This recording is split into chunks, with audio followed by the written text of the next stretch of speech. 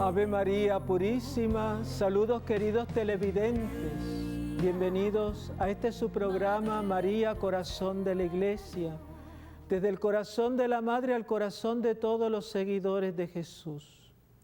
Este es el programa de la Madre de Dios para todos sus hijos que desean amarla, conocerla y darle aquel lugar que ella recibió de Dios en su plan maravilloso de salvación. Con ustedes les habla el Padre Luis Alberto Colón Rivera de los Esclavos de la Eucaristía y de María Virgen, del Santuario Mariano de Schoenstatt, Magnificat.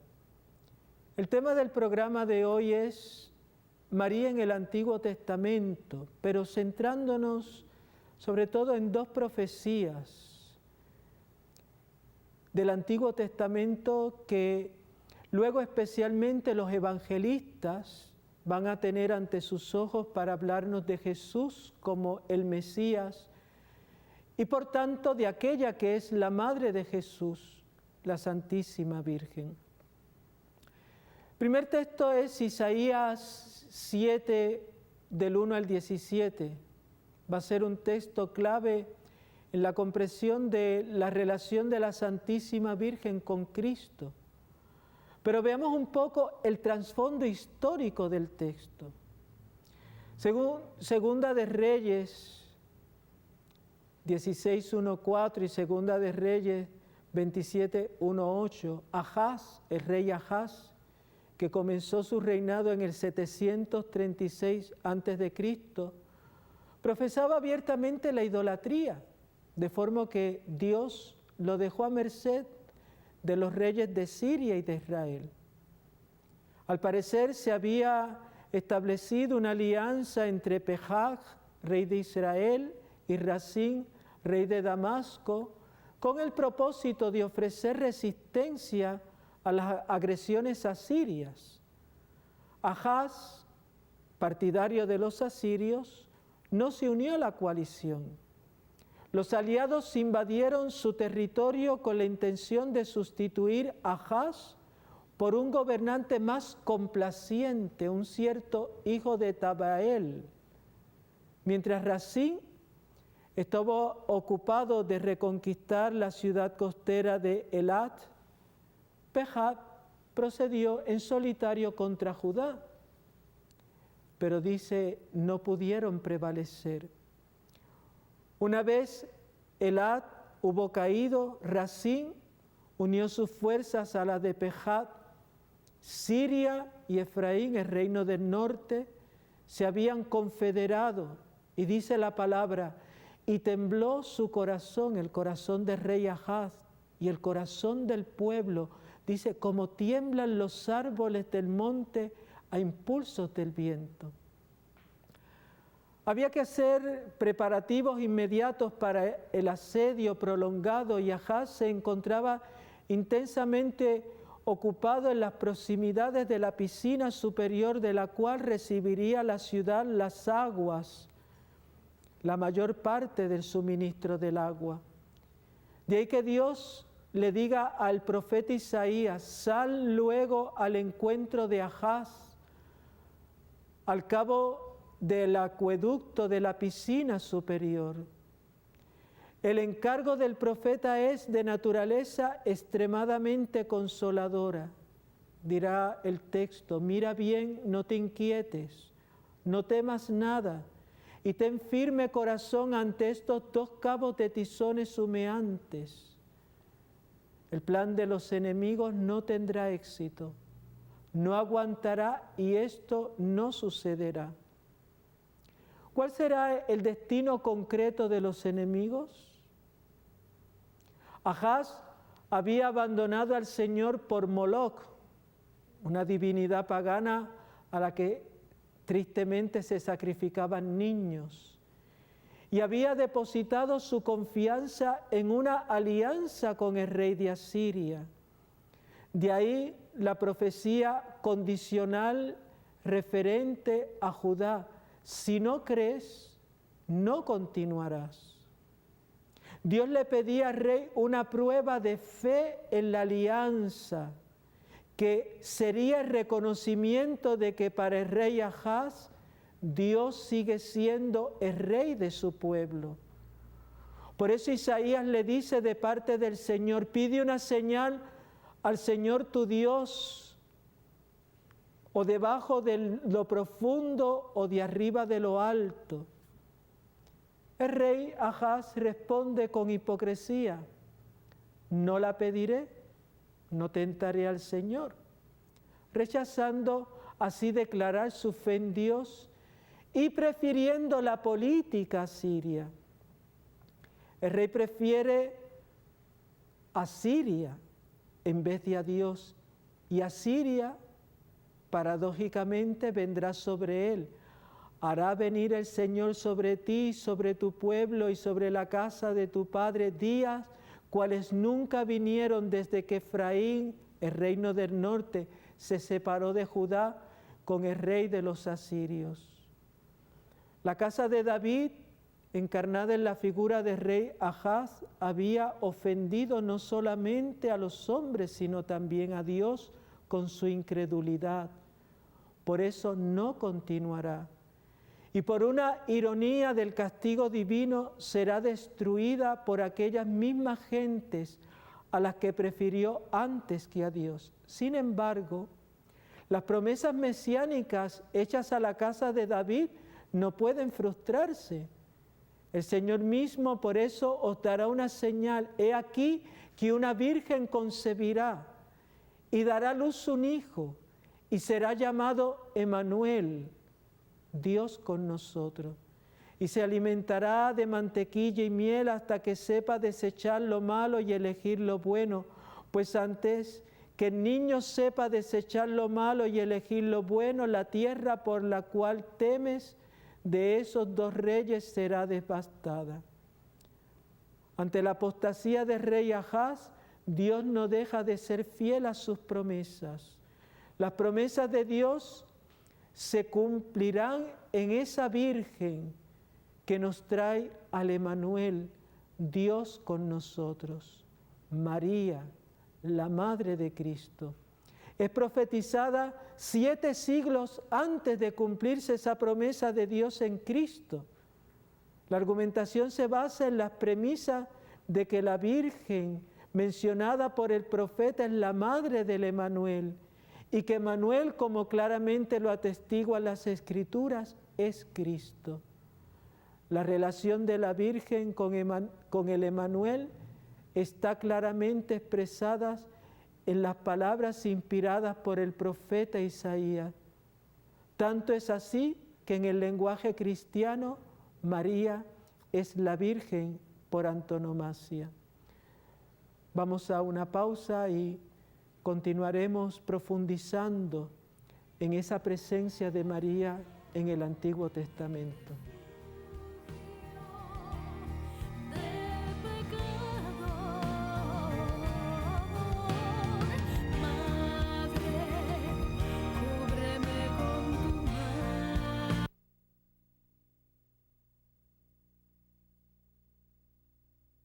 Se me quedó, Sí, faltaba pero nada, vamos a ver.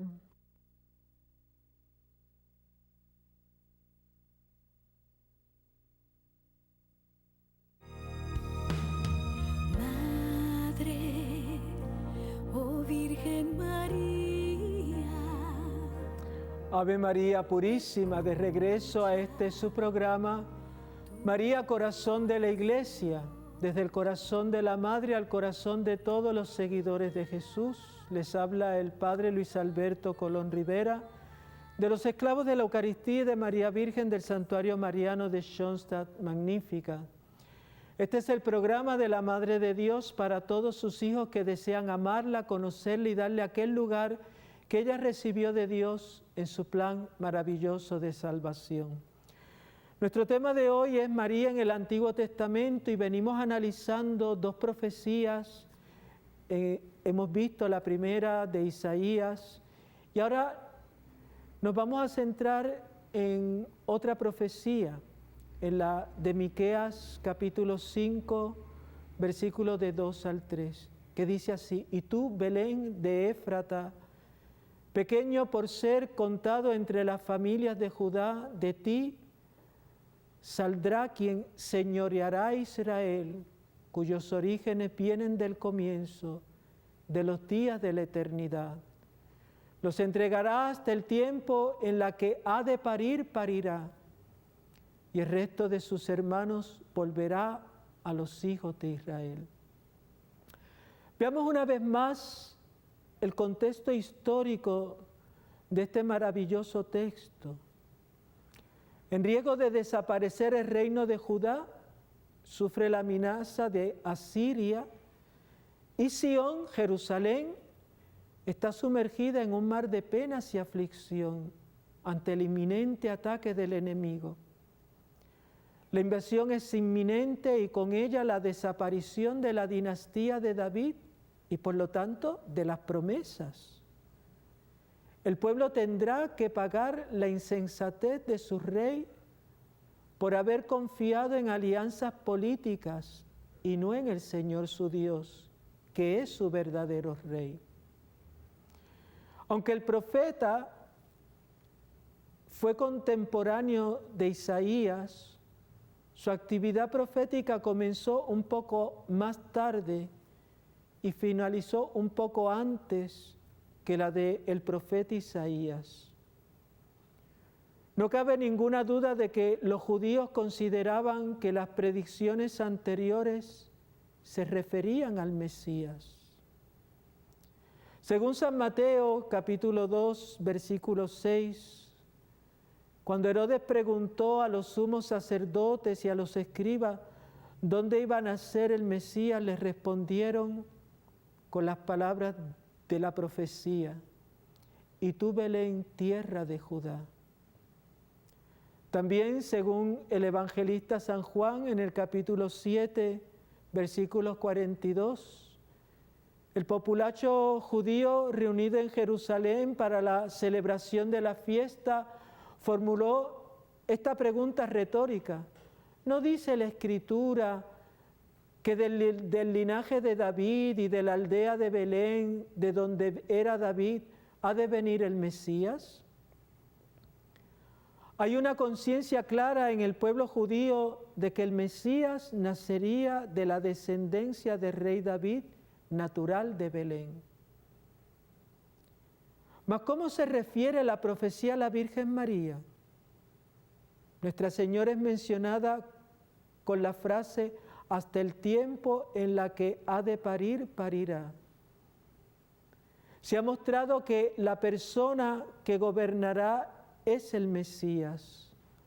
Por ello, la que ha de parir debe referirse a la madre del Mesías, Cristo.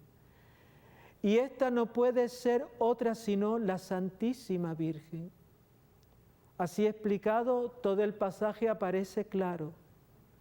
El Mesías ha de nacer en Belén, un pueblo insignificante de Judá. Su familia debe estar reducida a la pobreza y a la oscuridad antes del momento de su nacimiento. Una vez más, Dios mostrará su fidelidad a la alianza más allá de las expectativas humanas, aquellas que esperaban cumplirse en el advenimiento de un Mesías político y restaurador de esa grandeza política. Sin embargo, Dios no escoge el camino de la grandeza, sino el camino de la humildad. María encarna la esperanza de ese resto pobre y humilde, en el que Dios confirmará su amor fiel y misericordioso. Esta es la razón por la que la Santísima Virgen en el Magnificat proclama: acordándose de la misericordia, como lo había prometido a nuestros padres, Abraham y su descendencia para siempre. Este niño que nacerá reinará en Israel, será el soberano, el libertador, que habrá de recobrar al pueblo los tiempos gloriosos del rey David, reunificando al pueblo en un solo reino de unión fraternal. El profeta habla de un retorno espiritual a la alianza, porque el poder del Señor asistirá siempre a este niño. La profecía de Isaías 7:14 viene a ser el mejor comentario de Miqueas que venimos exponiendo. Dos profetas contemporáneos que se complementan y se explican mutuamente. Uno habla del Emanuel, Dios con nosotros, el otro del niño que nacerá, Rey con poder divino. Uno de la Virgen que da luz y el otro de la que ha de dar a luz. Los dos hablan del castigo inminente. Los dos hablan de una liberación próxima tras el castigo y de una liberación remota en los tiempos mesiánicos. Los dos anuncian el reinado del Emanuel y del Rey, y los dos celebran la paz que está por llegar con la venida de estos personajes misteriosos que son identificados como el príncipe de la paz. Así María es parte de esta esperanza viva que ella llevará en su seno y será la portadora de la misericordia, de la libertad y de la paz verdadera, instaurada en el reino de su Hijo Jesucristo. Esta es la razón por la que la Iglesia no ha dudado en aplicar a María aquellas profecías en que la hija de Sión es llamada a la alegría. María recapitula la expresión nupcial de esa alianza de Dios con su pueblo, que viene a habitar en medio de ti, que viene a hacerse presente en su amor fiel, que llega a decir con amor eterno te amé. Así es como nuestra Madre la Virgen se sintió y se siente amada del Señor, en cuya maternidad se vieron realizadas todas las promesas de su fidelidad y misericordia. Vamos a una pausa y regresaremos a esta parte final de este programa María, Corazón de la Iglesia. María, escucha mi ruego, intercede.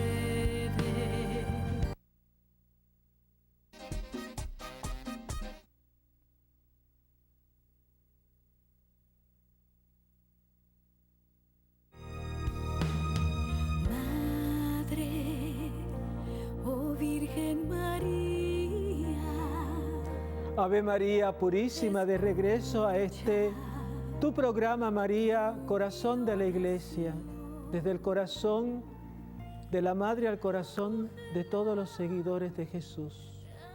Con ustedes el Padre Luis Alberto Colón Rivera, de los Esclavos de la Eucaristía y de María Virgen, del Santuario Mariano de Schoenstatt, Magnífica.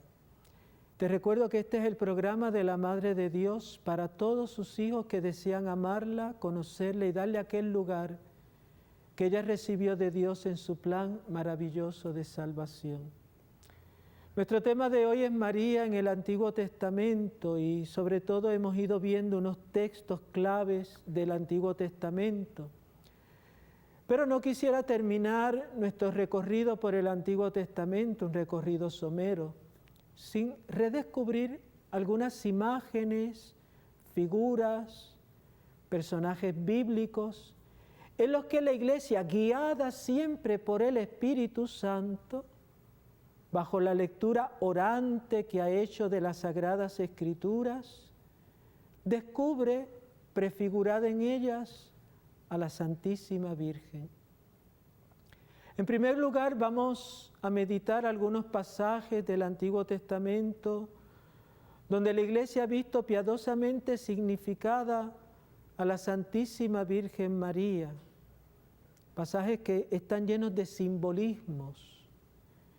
Estos símbolos acomodados a la Madre de Dios, nos daremos cuenta que son aplicados a ella por su relación a Cristo.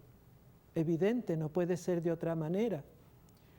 Podríamos decir que la Iglesia hace una interpretación mariológica de estos símbolos desde una lectura del misterio de Cristo a la luz del Espíritu Santo, que hace emerger los secretos ocultos de la palabra de Dios.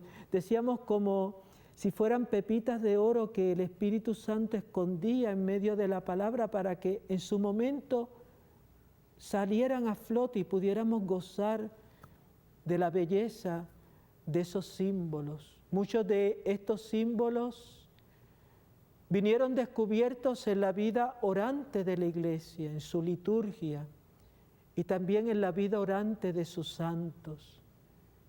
Y no es de extrañar, dado que sobre estas almas quien actúa son los dones del Espíritu Divino, develando los significados ocultos de la Sagrada Escritura, que entonces el Espíritu Santo le haya sintonizado y hayan podido ver en esos símbolos prefigurada la figura de la Virgen.